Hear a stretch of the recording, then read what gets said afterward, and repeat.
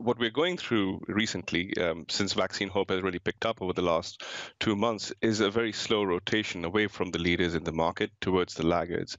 But as the market has been, as let's call it plutocratic as it has been, just a very, very narrow sliver of stocks that have led the overall market, this rotation is not going to look very pretty at a headline basis. So there has been a spell of time where all boats have been lifted, technology, NASDAQ, but at the same time, Russell 2000, the smaller caps, and also value stocks, although we should be thinking about all of these quite differently.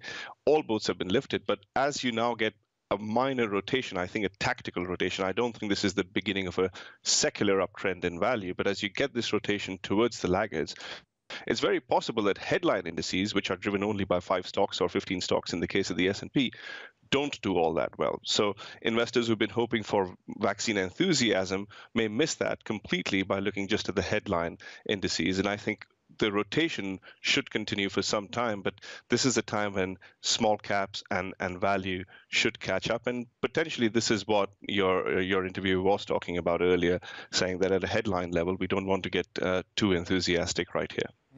Which is fascinating, isn't it? Because if there is something going on beneath the surface, and we are seeing some repricing to the upside for smaller businesses, and they are demonstrating that they can deliver the earnings to justify that, that is actually a much more positive story for broad market strength going forward.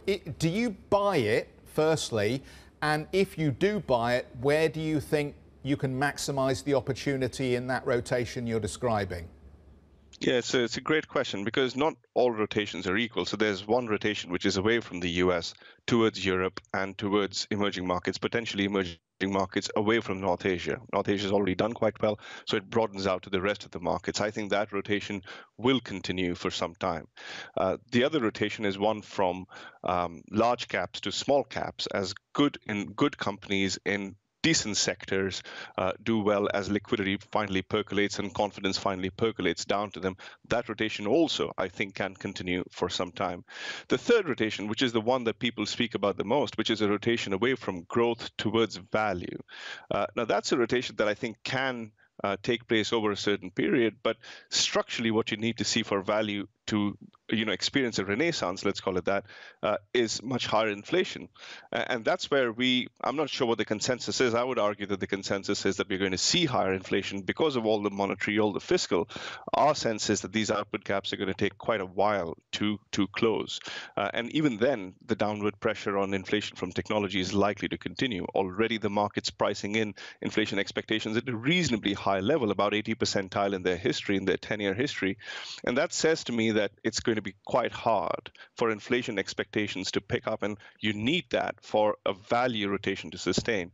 So I think any mean reversion in growth relative to value, I think that would be quite difficult to come through over a multi-quarter period, whereas small caps relative to large caps, which many people think is the same as growth as value, but as we learned this year, cyclicals and defensives is not the same as growth versus value. Similarly, I think in the months ahead, we're going to learn that small cap versus large cap is not the same as value versus growth. So some rotations, I think, will take place, but not, I don't think, for the long term, growth versus value mean reverting down.